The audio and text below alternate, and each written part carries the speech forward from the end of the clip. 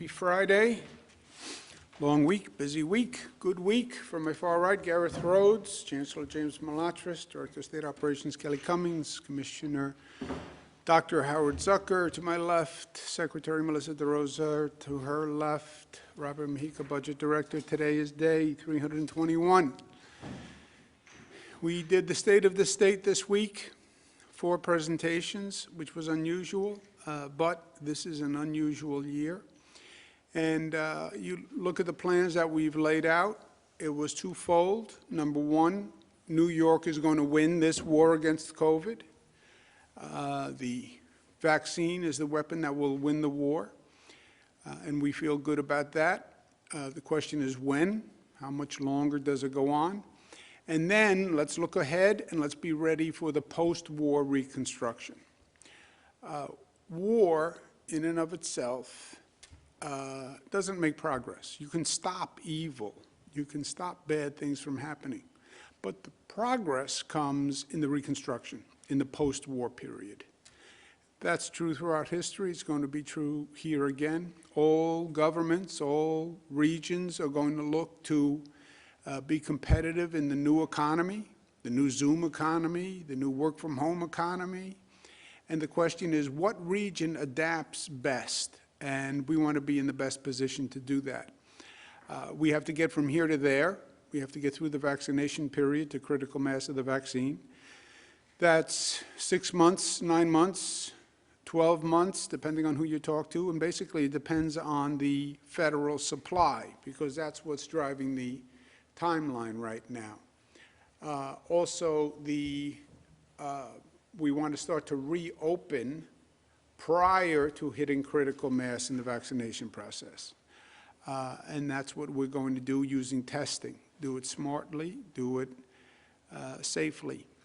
The sine qua non for New York's bright future and for New York's relaunch is Washington has to finally be fair to New York State. We've been abused by Washington for 4 years. We've been abused by Washington for decades.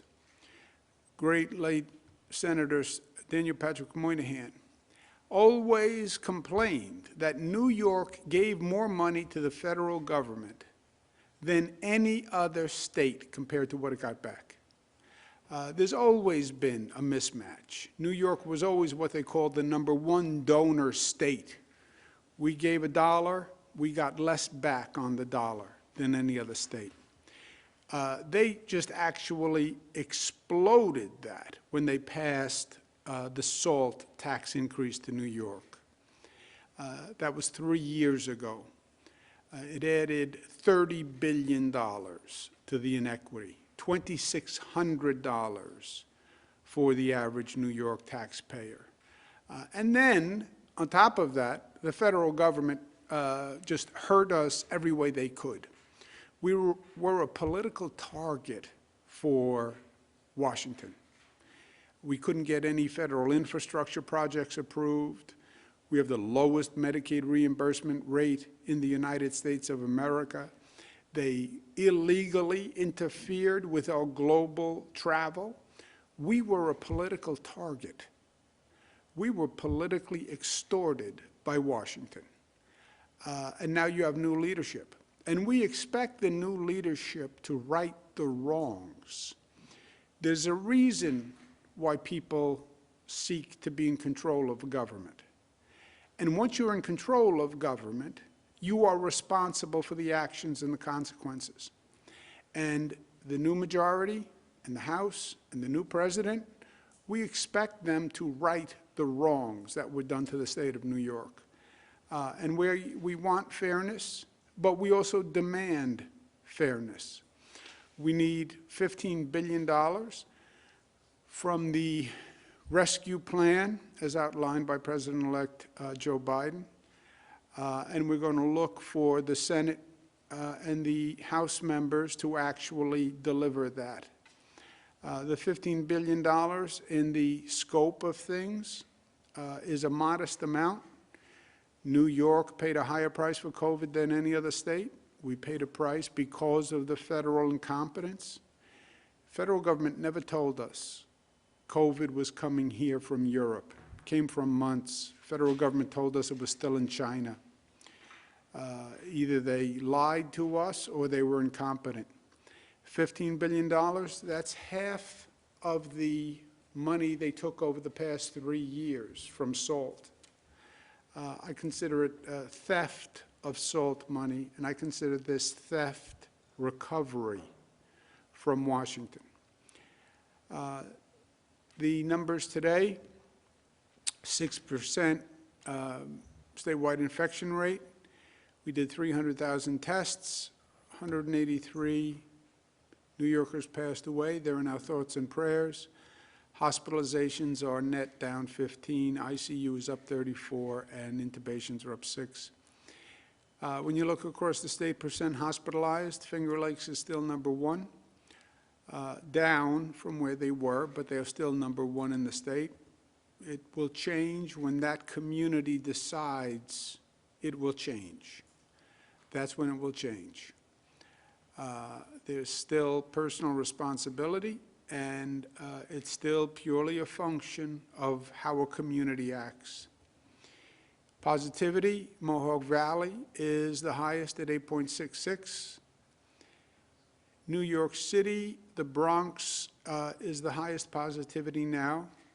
Staten Island is relatively down, and that's good news. Staten Island was very high for a long time, and I think that's good news, and I think the community is understanding that their actions have consequences, and it's good to see that reduction. The post-holiday effect. We talked about what was going to happen and when it was going to happen through the holiday season, and much of the diagnosis came true. We said we were going to go into the holiday season, starting with Thanksgiving, and you were going to see the holiday season increase social activity activity increases, hospitalizations increase, infection rate increases, celebrate smart, celebrate smart, celebrate smart. And I reminded New Yorkers every day, people let me know that it was a holiday season and they wanted to celebrate, but I kept saying anyway, I know, but celebrate smart, because we'll see an increase in the COVID transmission rate. And we saw an increase in the COVID transmission rate. This is the positivity. December 25th is Christmas. So Hanukkah, Christmas, Kwanzaa, we shot up like a rocket up until New Year's Eve, New Year's Day, and then it started to flatten. Why? Because the increase in the social activity started to flatten. And now we're starting to see a drop post New Year's Eve, New Year's Day. And that is good news. We'd rather not have seen the increase, but I believe the increase would have been worse if we weren't smart and disciplined during the holidays. But now we're starting to see a decrease, and that's good news. But that's also what we talked about. We talked about the actual transmission of the virus increasing through the period of social activity, which was really through New Year's Day, right? After New Year's Day, people start to go back to work or whatever is in the new normal. And you then start to see the positivity, the transference rate decreasing, and that's what we're seeing. What would have happened if we were more reckless during the holiday season? That number would have gone up even more. What would have happened if we were more careful, more cautious, more conservative during the holiday season? The spread would have been less.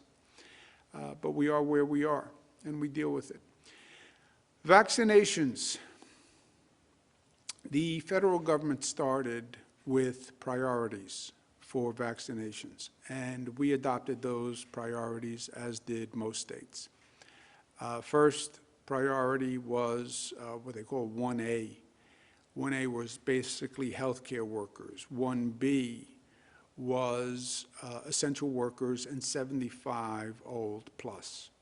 That was the original federal guidance. We accepted it, other states accepted it, and it was almost universally accepted to make sense. You do the hospital workers first, then the essential workers, and then 75 plus. 75 plus, obviously, the older you are, the more you're at risk.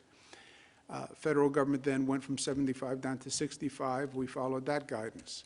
That added an additional 1.8 million people. So you're at a point now where we have a total population of 7 million New Yorkers who are eligible. There are only 15 million New Yorkers eligible to begin with, because the vaccine is 16 plus, right? So we're roughly half the population is now eligible. When you went from 1A to 1B to 65 plus to 75 plus, you opened it up to 7 million people. 7 million people, we're receiving 300,000 vaccinations per week. It takes you about 6 months to do 7 million people at 300,000 per week. Our constraint is the federal supply, and that is creating a scheduling backlog, and it's creating pressure on what was supposed to be the prioritization process. We are now scheduling appointments through the distribution mechanism, which you'll see in a moment, 14 weeks in advance, and most of the distributors are already fully booked because people want the vaccine, which is a good thing. The premise was, by the federal government, when they opened it up to 75 plus and 65 plus, that they would increase the allocation. And the theory was, we'll increase the eligibility, but we'll increase the allocation. That hasn't happened. They increased the eligibility. They did not increase the supply. The Trump administration said they were going to expedite the second dosage, if you remember.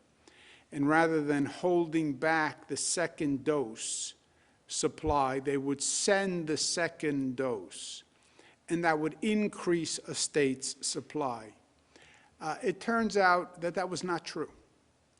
They had already sent out everything they had. So there was no increase in supply. And in the meantime, there was a dramatic increase in the eligibility. So now you increase the eligibility, you don't increase the supply, and now you have a very complicated situation. Not only did we not get more supply, we actually got less this week. We went from 300,000 dosages down to 250,000 dosages. So the eligibility opens up, the supply actually comes down.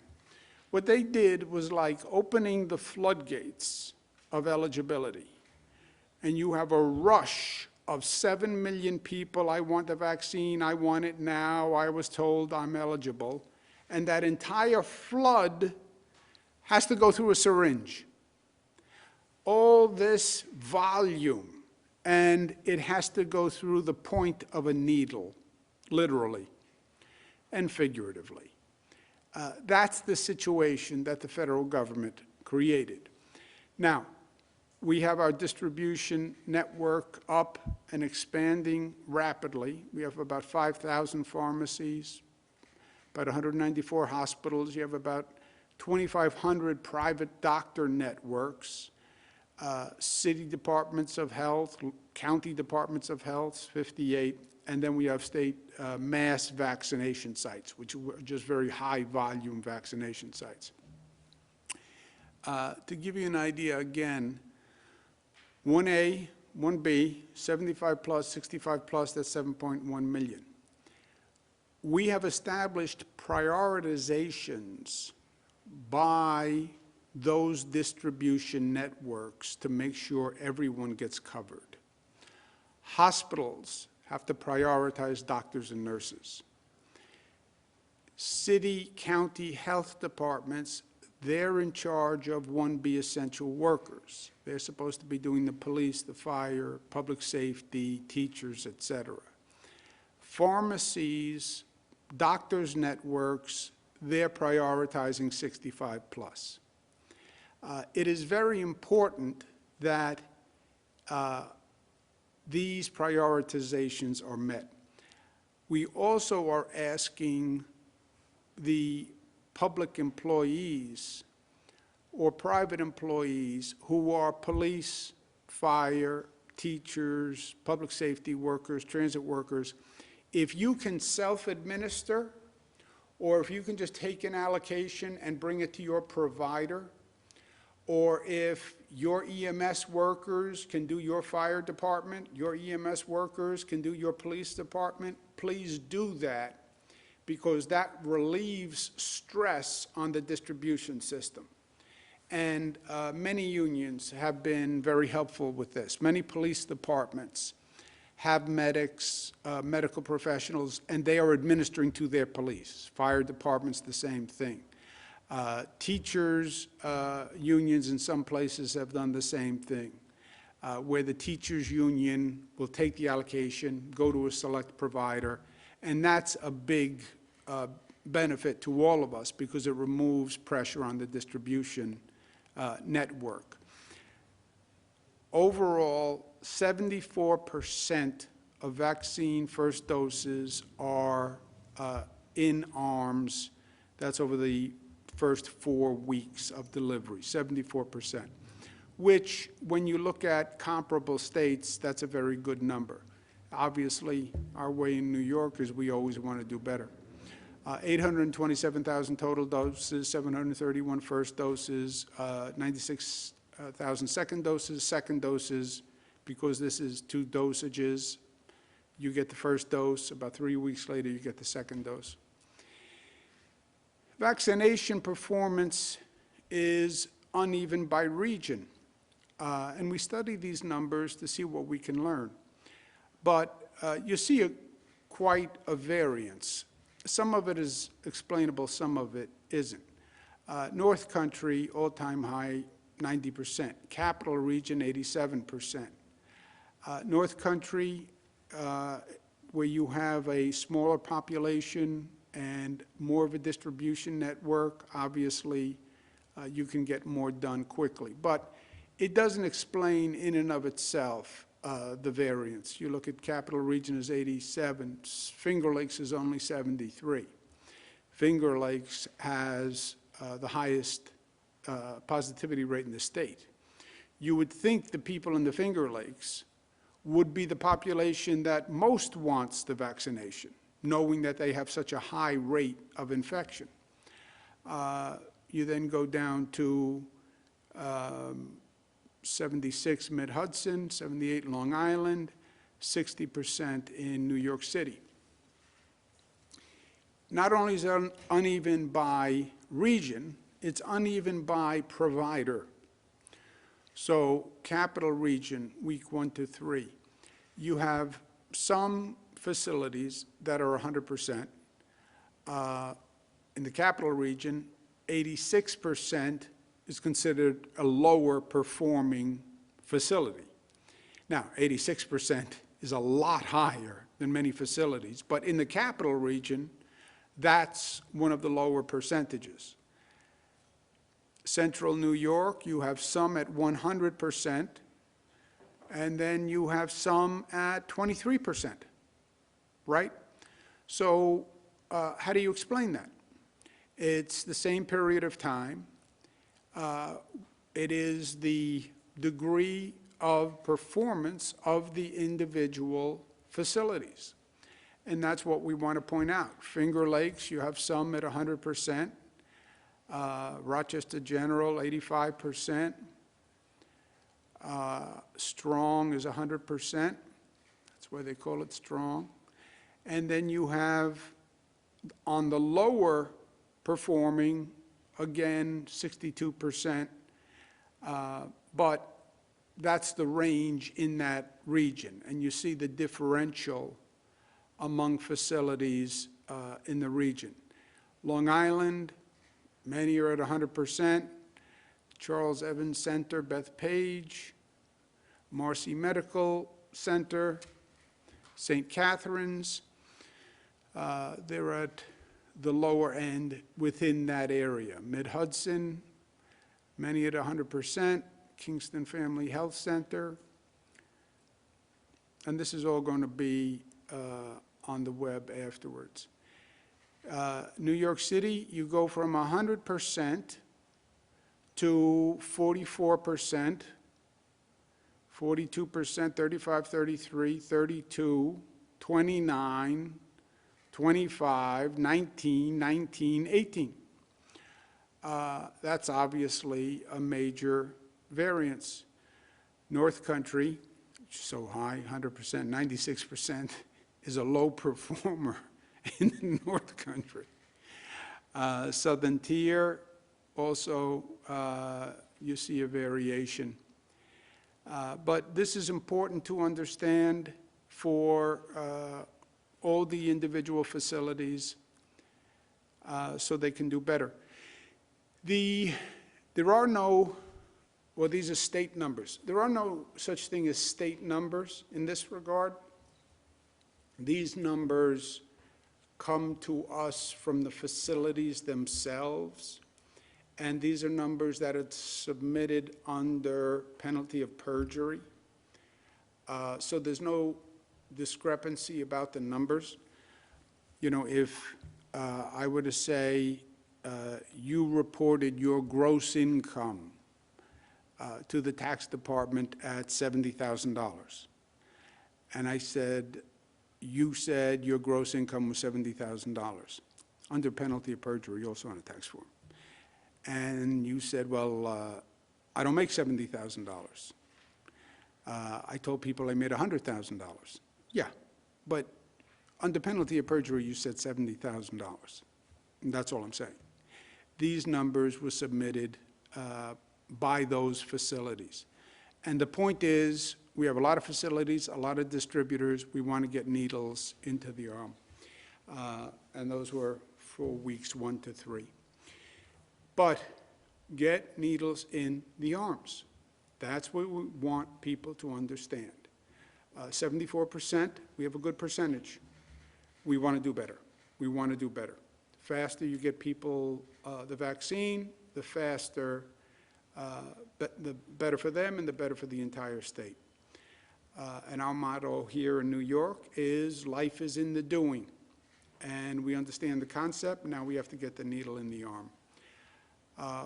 We also need the prioritization followed. Otherwise, you won't have fairness among the groups. And this has to be fair. It has to be fair by design and by effect. City, county health departments, you are supposed to be prioritizing by law police, firefighters, public safety. Hospitals, you're supposed to be prioritizing nurses and doctors. Pharmacies, you're supposed to be prioritizing 65 plus in the private doctor networks. If you don't follow the priorities, eligible groups will be disadvantaged because the allocation is based on those groups. So for example, if a city or a county health department is vaccinating people 65 plus, then the police, the fire, the teachers wind up shortchanged. Likewise, if a hospital is vaccinating police, public employees, then the doctors and nurses are shortchanged. Likewise, if the pharmacies and the doctor's offices are doing police and fire, then the 65-year-old is shortchanged. That's the point of the prioritization and the law. Focus on your group, and if everybody focuses on their group, there'll be fairness. If everyone tries to do everybody, somebody will be left out. A.J. Parkinson, truer words were never spoken. Facilities doing the first dose must record and schedule the second dose. If John Smith goes to your facility for the first dose, you are responsible for calling John Smith 3 weeks from now and giving John the second dose. That's very important. and that is an administrative procedure which is tedious, but which is also a priority. This is great news. 96% of nursing home residents have gotten the vaccine, and it's going to be complete by Sunday. This is not great news. We have fewer dosages, going from 300,000 to 250,000 as an allocation by the federal government. When we do our distribution is always proportionate regionally to the share of the population. So if Western New York is X percent of the population, Western New York region gets X percent of the dosages. We now have 1,200 sites who are getting allocations. Of the new allocation, the faster sites will get more of the new allocation. Why? Because they get it out the door faster, and this is about getting needles in arms. No one gets all they need. When the federal government creates this situation where you have the floodgates opened and a syringe at the bottom, 7 million people for 250,000 doses per week, every distributor, everyone is going to say, I need more. New York State doesn't get what it needs. You know who says, I need more? I say, I need more. I say it to the federal government every day. I must have said it 17 times yesterday to federal officials I was talking to. I need more. You know what every distributor is going to say after they get their allocation this week, which, by the way, is going to be less than their allocation last week because we're going from 300 to 250,000? I need more. You know what every citizen says? I want it faster. Every person I speak to, every family member I speak to, I want it faster.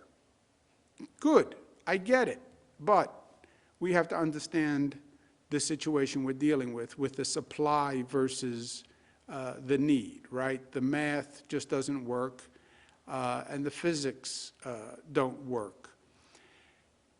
People with pre-existing conditions, the current CDC and the current federal government, which is going to be current for a number of days, right? They recommend adding now people with pre-existing conditions. We have 7 million currently eligible. That would add about 5 million people. You would then be at 12 million people. We only have 15 million people statewide. It would be easier to do the list of who's not eligible than who is eligible, because it would only be about 3 million people who were not eligible. You would then go from 7 to 12 and still only be receiving 250,000 allocation per week. It would take this confusion and compound it. I'm also very sympathetic and understanding of people who have the pre-existing conditions. There's then a discussion of how you define pre-existing conditions. Pre-existing conditions can go from heart disease to diabetes, to obesity, to smoking, to COPD. So we're talking to the federal officials, we're talking to the incoming federal administration, and we want to get more guidance, and we're looking at numbers on how we could define that category, and we're hoping that we get more federal allocation so we make any of this possible. One major point. Hospital capacity is still the red line, danger zone, shut down mechanism in this entire situation. California is what we're afraid of. Italy is what we're afraid of. UK is what we're afraid of. You overwhelm the hospital system and you have to close down. That's the ultimate success or failure of the entire effort. It's binary. If the hospitals are overwhelmed, you close down, period, end of story. You close down, everyone closes down. Every restaurant, every office, we go right back to full shutdown. That is the worst-case scenario. What is hospital capacity? Hospital capacity is two factors: number of beds and number of staff. We increased the number of beds by 50% in this state. We're the only state to have done it. That's why we're still operating and we're not over capacity. The second component is staff. When you increase the beds in a hospital by 50%, you stretch the staffing ratio by necessity. You had a hospital that had 100 beds, and they were staffed for 100 beds. You then go to 150 beds, and you stretch the staffing capacity. The staff shortage is the issue that is going to overwhelm the hospitals. The hospitals are not saying we're running out of beds. The hospitals are saying we're running out of staff because the staff is getting sick. That's why healthcare workers were the priority. Because if you vaccinate the healthcare workers don't get sick, the hospitals stay open. If the hospitals stay open, it helps everyone. If the hospitals close, it hurts everyone. So it's not just help the healthcare workers for the sake of the healthcare workers, which I believe in, by the way. We celebrate our nurses and doctors. They're on the front line. They're in an emergency room today taking care of COVID people. I'm not. Even a 65-year-old is not. They're in the emergency room. Plus, selfishly, if they get sick and the hospital closes, then no one has a hospital to go to, which hurts everyone. Put on top of that this UK variant, which is frightening. One of the things that keeps me up at night. The other thing is a possible new mutation that is immune from the vaccine. Something else that keeps me up, some issues with some of my children, but that's different. We also have a new UK case in Nassau today, so we're up to 16 cases statewide, and this is all over the country. It just hasn't been diagnosed yet. A higher infection rate with that UK variant puts more people in the hospital, stresses staff more. UK variant can make more nurses and doctors sick, reducing the staffing. It's a dangerous situation that we're in. Long and the short of it is, we need to complete the healthcare workers who were 1A in the first place. We've only done 60% of the healthcare workers statewide. That is not good enough. Remember that the basic benchmark for herd immunity was 70 to 90%. That was herd immunity. We're at 60% with healthcare workers. That is not good. This varies across the state. You have some parts of the state, high, Finger Lakes 70%, Western New York 63, Southern Tier 66, Capital Region 65, North Country 70, Long Island 60, New York City 59, Mid-Hudson 57. You go from 57 to 70. You know, this is troubling, to say the least. We ask hospitals, and again they submit this themselves, the percent of your hospital workers who have declined the vaccine. A very smart person at the Daily News suggested this question. He was right. And this is the variance of people who decline a vaccine. Mid-Hudson, 28% of the people say, I decline. New York City, 13% say, I decline. Capital Region, 11% say, I decline. Look at that variance in staff that says they decline. This is the variance by region of healthcare staff that has been vaccinated. The highest in the state, so this is statewide, NYU Langone, 99% of the hospital staff is vaccinated.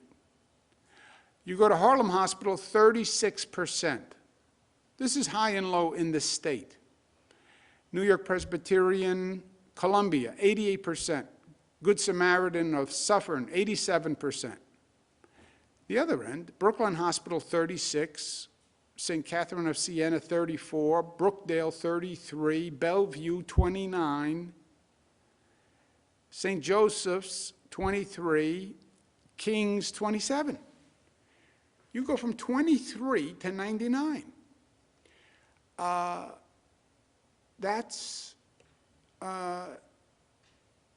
is not,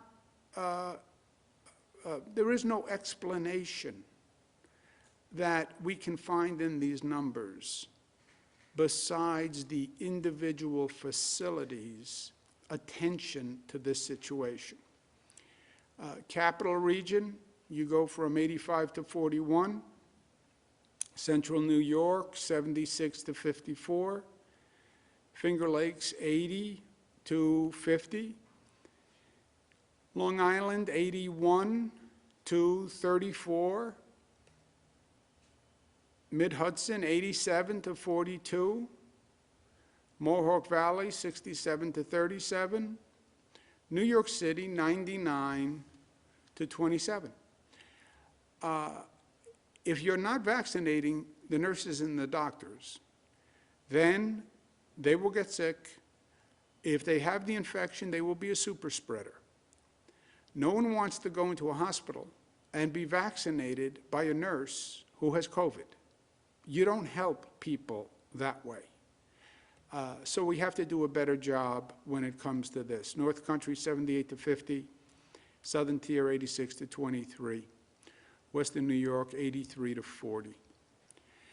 The state is making special efforts on top of it, social equity in vaccination, and building trust in the vaccine for all racial, ethnic groups. We do hear anecdotally that some members of the black community are less accepting of the vaccine, and there's a lower acceptance rate. We anticipated that. We talked about it. I think it's two things. I think it's less access, and I also do believe there's more skepticism, lack of trust in the vaccine. I've had numerous conversations. We've been talking about this for weeks, and people say, you know, we're concerned. It was done by the federal administration. We don't have a lot of faith in the federal administration. There are historic reasons for lack of trust. If you went through the Tuskegee experiment, so to speak, from this federal government, you'd have lack of trust. I don't trust a lot of things that the previous administration did. That's the truth, and I'm not going to say otherwise. But this vaccine is different, and that's why we had the New York group then affirm what the federal government did. But there's no doubt that anecdotally we see a difference. If you look at some of those facility differences, why are some facilities 13 while other facilities are 90? I think, query, hypothesis, if you look at the makeup of the staff, you may be seeing variances. It doesn't explain the gross deviations, but it's a factor to consider. But in terms of social equity, the traditional distribution network doesn't reach healthcare deserts. That's why they're deserts. They're deserts because there is no rain. That's why a desert is a desert. A healthcare desert is a healthcare desert because it doesn't have traditional distribution. So we're supplementing that. We said from day one we would supplement that. That's public housing, churches, and community centers. We're setting up mass vaccination sites. We have Javits up and running. These are probably the most effective sites at getting out a large number of vaccines quickly and effectively. They don't prioritize the way the county health departments have to, the city health department has to, the hospital has to, et cetera. But they are the most effective vehicle for mass vaccination, and we're setting up 8 more. Rapid testing is going to be a key to reopening the economy. That's how you can measure. That's how you can use science. We're developing pop-up testing. We're talking to a number of groups, but we're looking for partners, commercial buildings that want to open up their building with a safe building protocol established by the Department of Health. Testing companies to open up pop-up testing all around the state. The more the better, and we'll work with you in contracting, arts, theaters, et cetera. And again, the playoff demonstration project with the Buffalo Bills has worked very well. First of all, they won the game. I don't know that there's a correlation between the COVID testing and winning a game, but I'm going to say there was. But all the evidence so far says that that demonstration worked. So stay tuned, because we are New York tough and loving. Questions? Thank you, Governor. If you'd like to ask a question, please use the raise hand function at the bottom of your window. We'll take a brief moment to compile the Q&A roster. Governor, your first question comes from Andrew Siff at WNBC. Andrew, your line is now open. Please unmute your microphone. Governor, how are you? Good afternoon to everyone on the call. Today, Mayor de Blasio said that the city is going to run out of vaccine next week. And he implied that that would be at all the vaccine distribution sites in the city. What can be done between now and next week to prevent that from happening? And as a secondary concern, how worried should people be that they're going to get their first shot but won't be able to get their second shot because the vaccine won't be there? Okay, let me reverse the order, Andrew. One, you should not be worried about getting the first dosage and then you won't get the second dosage. As I just mentioned, and as we have told the distributors 986 times, as I told them myself on the webinar, as the law says, as the policy says, if the facility gives you the first vaccine, wherever you go for the first vaccine, they have to schedule you for your second dosage, and you go back to that same place for that second dosage. We will make sure, when we do a distribution, we make sure we have the second dose for whoever got the first dose. So Andrew Siff goes to Javits Center to get the first dose. 3 weeks later, you go back to Javits Center. They will have a second dose for you. Don't worry about that. On the second issue, the city running out of supply, they may be some places, I don't know exactly what the mayor was talking about, but some places are working through past supply. So if you look at, let's go to the, do me a favor, pull up the slide for New York City allocations. Many New York City facilities have allocation unused. When we talk about New York City, Andrew, the mayor runs the H&H hospitals and the Department of Health. I think there are 11 H&H hospitals and the Department of Health.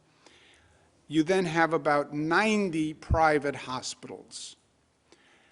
And then you have pharmacies, and then you have ambulatory centers, right? The mayor runs the Health and Hospitals Corporation, H&H, and the City Department of Health. So I think he's talking about that. The private hospitals run privately, and the pharmacies run privately. The New York City, those are the hospitals that by definition are going to have a backlog of unused inventory. And so New York City Department of Health distributed 33% of their allocation. That means they have 70%. So I'm assuming they're talking about working through the backlog. Next week, there will be additional allocations, but less, because the state gets less. New York City, as a region, gets a proportionate share every week, but their proportionate share goes down if the overall state allocation goes down. And we then allocate it among distribution mechanisms in New York City. Private hospitals, you see the hospitals who get it, right? So private hospitals get it, some pharmacies get it, some ambulatory centers get it, New York City Department of Health gets some, and then the H&H hospitals, among other hospitals. So New York City will get more. New York City as a region will get more next week. It will be less because the overall allocation is less. But many of the places in New York City are working through past allocations. That's the only way I can explain it. And that's true in many places across the state. They've been getting for about 4 or 5 weeks, right? Many of them are still working through past allocations. What's going to happen very quickly is they're going to work through the past allocation, and then they're going to be getting very little going forward compared to the need. That's the floodgate in the need. What you can't get past mathematically is 7 million people chasing 250,000 doses. That is the mathematical problem that you can't solve. That's the mathematical problem that the federal government created. We're going to make it open to 75 plus. We're going to make it open to 65 plus. And don't worry, we'll increase the supply because we're going to send you the second dose. Not true. They had already sent the second dosages. We had been receiving second dosages all along. That's how we're doing second dosages. And for some inexplicable reason, not only did the 300 not go up, it went down to 250. Next question, operator. Do you want to add something, Melissa? Yeah, and just for clarity's sake, so when the governor says we're getting 250,000 for next week, that's 250,000 first dosages. So when you see the fluctuation of the incoming from the federal government, people who have already received their first shot should not be concerned that that impacts their second shot, because the second shot is in a separate allocation that isn't counted in the weekly incoming allocation that's set aside for that person. Your next question comes from Stacy Sager at WABC. Stacy, your line is open. Please unmute your microphone. Hi, Governor. Stacy Sager. We're looking into how this unpublished scheduling link was shared without authorization. We've been hearing from so many people at Stony Brook that thought they had appointments, people with pre-existing conditions who are elderly. They're very worried, and they want to hear from you on how this could happen. Yeah, well, first, Stacy, it's not the first time it happened, right? There's been similar cases. I was reading about a case in New York City today where somehow they put out a link or notification that there was going to be a vaccination site, and people swarmed to the site. But let me ask Melissa, who has more information than I do. Sure. So yesterday, late in the day, we became aware of the fact that there were unpublished links that were set to go live this morning for certain sites that had not been brought online yet, that and I don't want to speculate on what it is because it's since been referred to the Inspector General's office, so they'll do their review, but the hypothesis is either it was hacked or there was someone who leaked the link. And we understand the frustration if somebody got the link not knowing that there was devious intent behind how it got out. However, as the governor said, there's 7 million people vying for 250,000 shots, and the system to sign up has to be fair. And so we felt that it was important that we reset those appointments. And when they went online this morning to the public, everyone had the same fair shot at getting those appointments because, as we know, they're so incredibly limited. So there is an investigation ongoing. When the results of that investigation are complete, we will tell the public exactly what we know, but that's how we got here.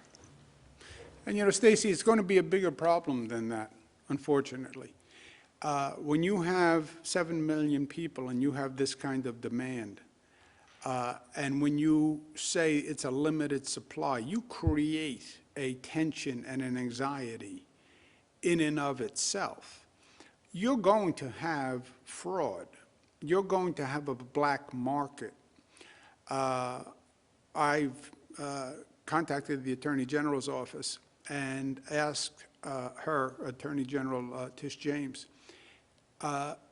please watch out for possible fraud.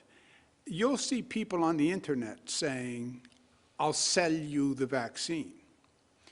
Some of it will be fraudulent, but some vaccine along the way, some vials, these are tiny vials, right?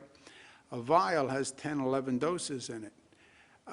You'll see some vials stolen. I would wager it because they are valuable. So you're going to see hacking, fraud, theft. It's almost predictable, as ugly and as unfortunate as it is. Next question. Operator.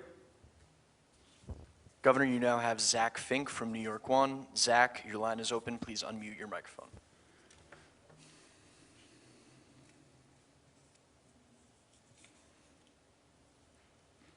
Mr. Fink, unmute. First time I ever had to tell you that.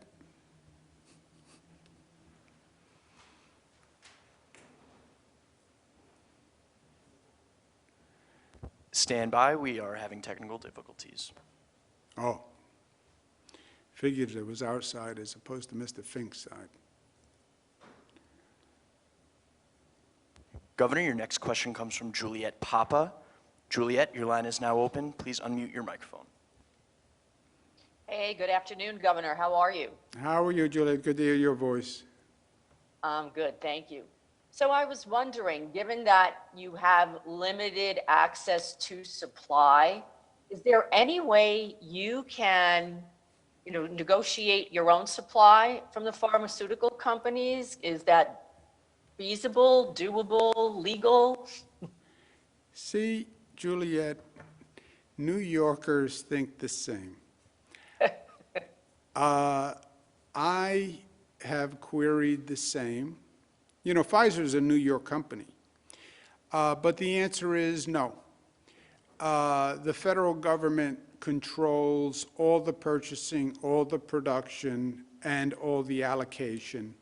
And the federal government's allocation is proportionate to population. But we tried that. You know me, Juliet, I've tried everything. But it's a good idea, but it didn't work. Next question, operator.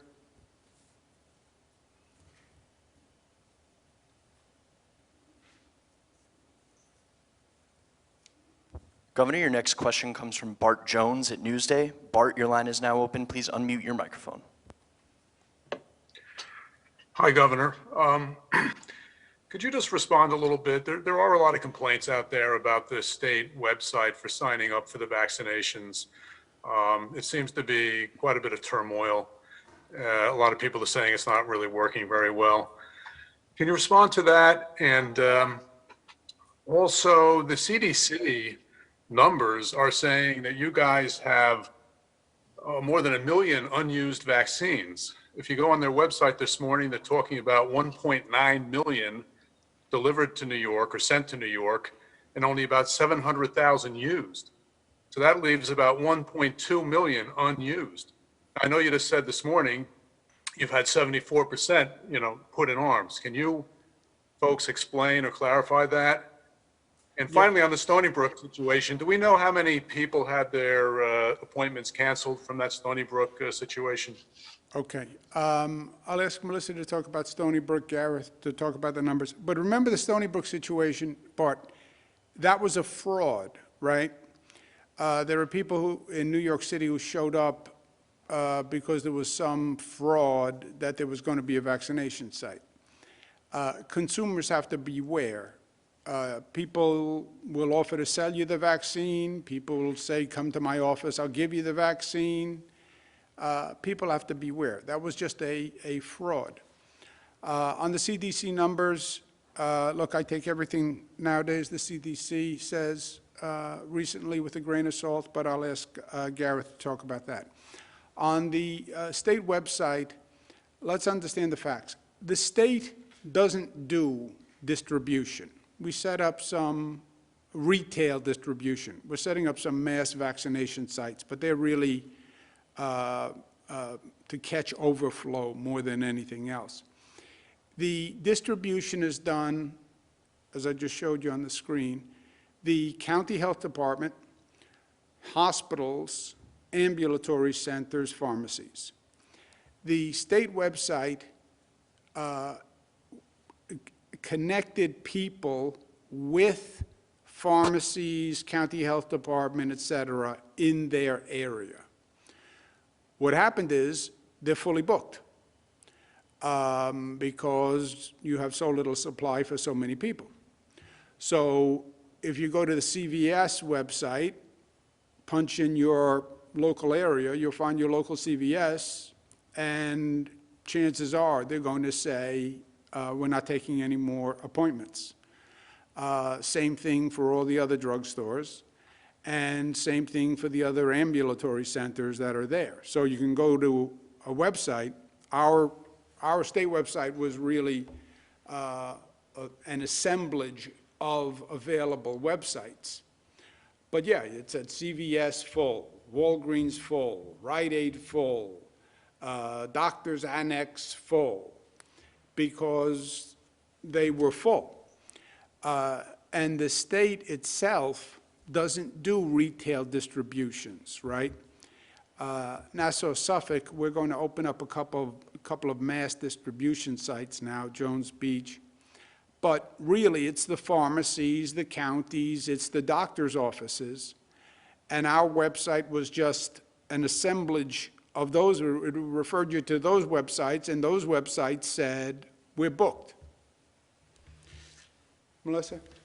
Yeah, also on the website situation, so when we first launched the website in anticipation of servicing 1A, which quickly became 1B, which quickly became 1B+, the idea had been that it could serve as sort of a one-stop shop into all of these other places that the state was allocating vaccines to, pharmacies, local health departments, hospitals. What ended up happening was all of a sudden we went from a manageable universe to 7.1 million instantly. People that were going onto the site were also then going onto the pharmacy sites, were also going onto local government sites. The crush of all of that pass-through was causing the servers to go down. What we've done since Monday, since Tuesday, was we've made the site a lot more simple and clear. People should call their local pharmacies, people should call their local health departments, people should call their local hospitals and see if they have availability to make an appointment or go on those websites. And it's now removed from the state site. So you remove all of that additional traffic from the state site, which will help the state site function better. The larger issue, as the governor articulated, is that you have 7 million people trying to get 200,000 appointments.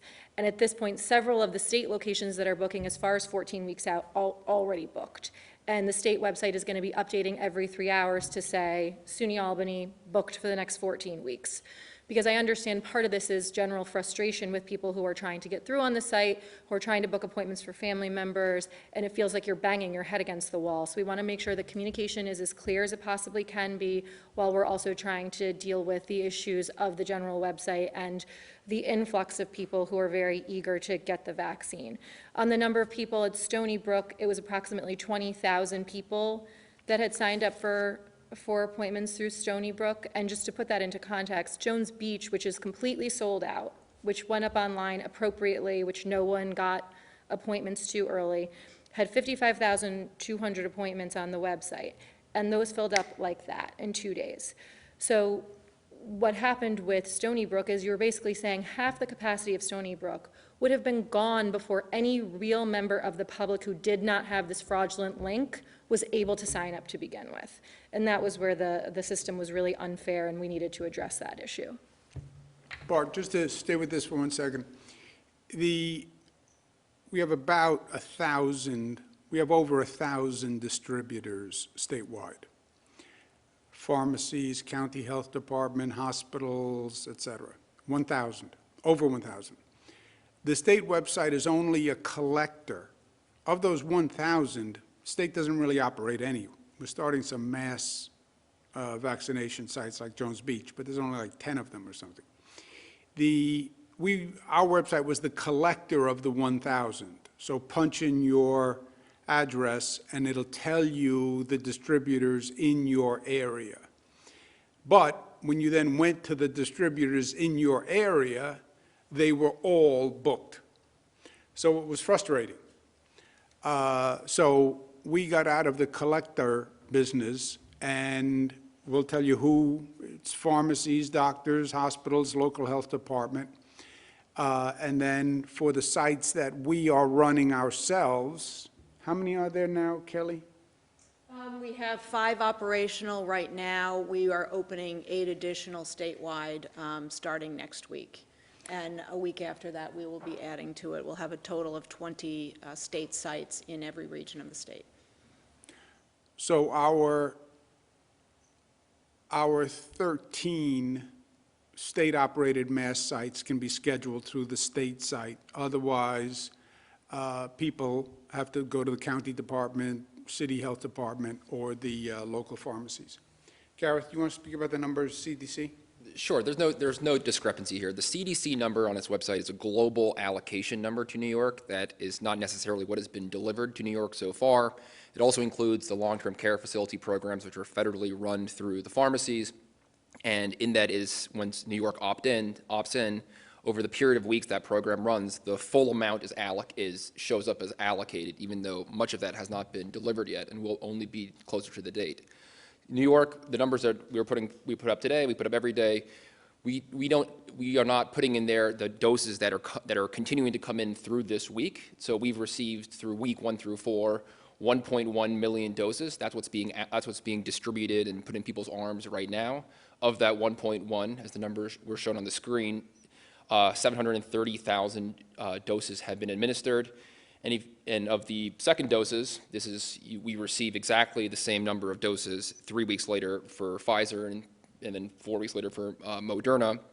The 170,000 second doses have been delivered. But if you break this out even, if you take out the long-term care facilities program, which is a federally run program, New York's got about 844,000 doses delivered to date. Of that, 623,000 have been administered. That's 74%. So that was the number you saw on the slide. And you saw the regional breakdown of that as well. For example, closer to 60% in New York City. Outside of New York City, closer to 86%. It varies by region. But the administration numbers show that based on what we have on hand so far, New York is doing very well. Operator, let's take one more question. Governor, you now have Zach Fink from New York 1. Zach, your line is open. Please unmute your microphone. Hey, Governor, I think we found a solution here, although I'm not going to be able to hear you. But I did want to ask, number one, we're hearing that the federal government's not being able to come through with this in terms of the supply. Is there a reason? I mean, is it federal incompetence? And I also wanted to get your reaction to the AG's lawsuit against the NYPD. Do you feel a federal monitor should be imposed on the department? Is that where we're at? Yeah. Let's do both. One, Zach, I think, look, I am not a big fan of the current federal administration. Shocker, as that statement may be. I think what they did was politically motivated. We'll open 1A, we'll open 1B, we'll open 65 plus, we'll open people with comorbidities. don't worry, we'll address the supply. So on the way out the door, they could say, we made it eligible to everyone, and we increased supply. Except they didn't. And even what they said they would do was implausible. We'll accelerate the second dosages. They already were accelerating the second dosages. They gave us the second dosages as soon as our people were eligible for second dosages. They did not secure any additional supply. They didn't buy more Pfizer or buy more Moderna or approve Johnson & Johnson or approve Oxford AstraZeneca. They didn't do anything to increase the supply. They had the supply they had, and that was it. So I think it was all politics. We're going to open it up to everyone. Nobody should be treated differently. Forget the prioritization. We open it up to everyone. Pat me on the back.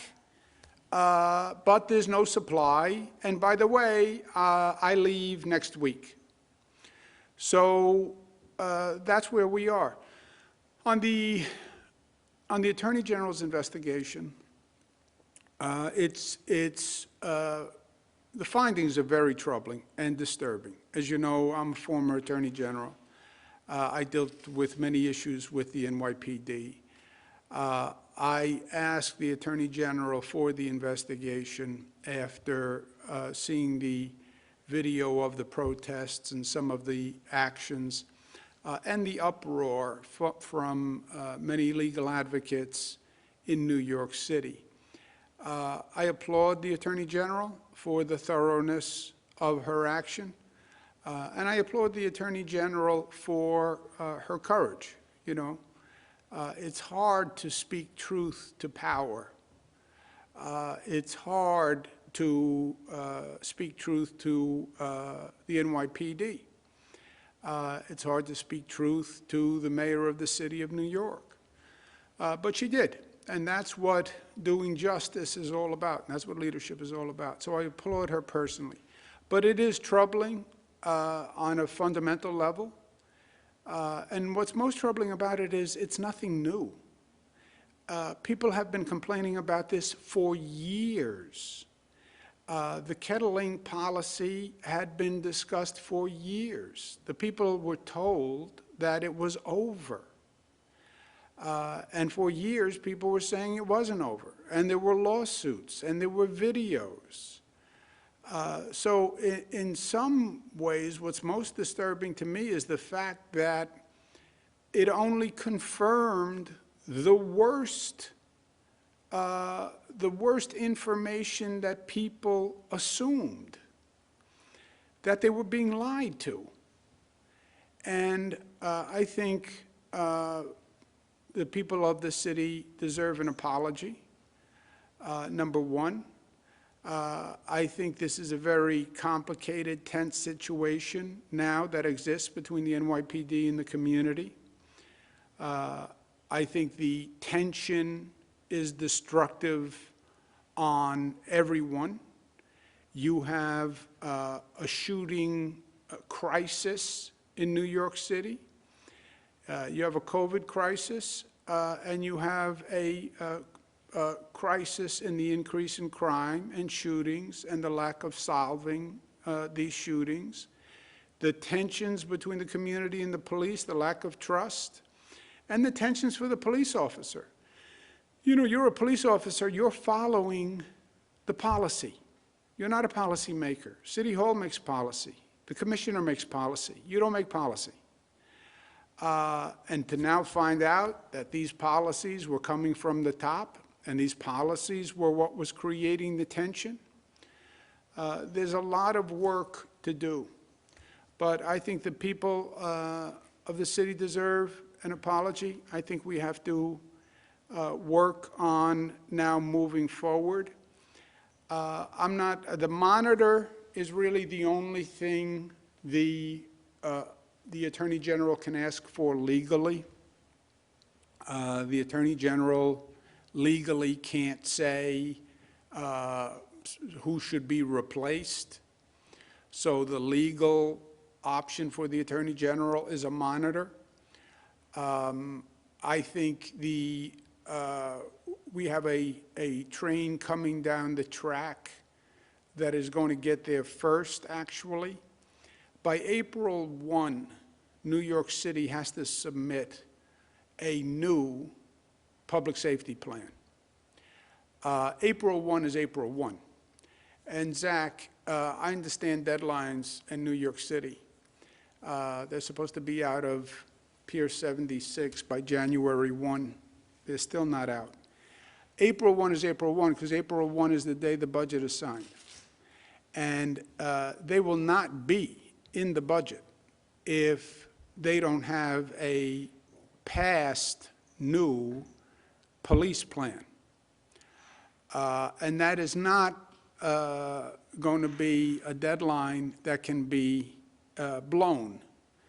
Because as you know, when the budget is signed, the budget is signed. And I said months ago to every locality, we have 500 localities with a police department. I said to them months ago, form a collaborative, put everyone around the table, let everyone speak, let everyone vent, discuss the real issues. I went through them in the state of the state. What should the use of force policy be? A lot of important questions. Communities all across the state are doing it. They're doing it. They're making great progress. And by the way, it's a positive exercise. It's not easy because you have tensions, and both sides has to say their piece. Community is going to talk about use of force and brutality and abuse and perception of racism. The police are going to say, how do you expect me to do my job if I can't even touch someone? And how can I do that without touching them above the waist when they're coming at me with a knife or a gun? You have to have that conversation. But they have to have a plan in by April 1.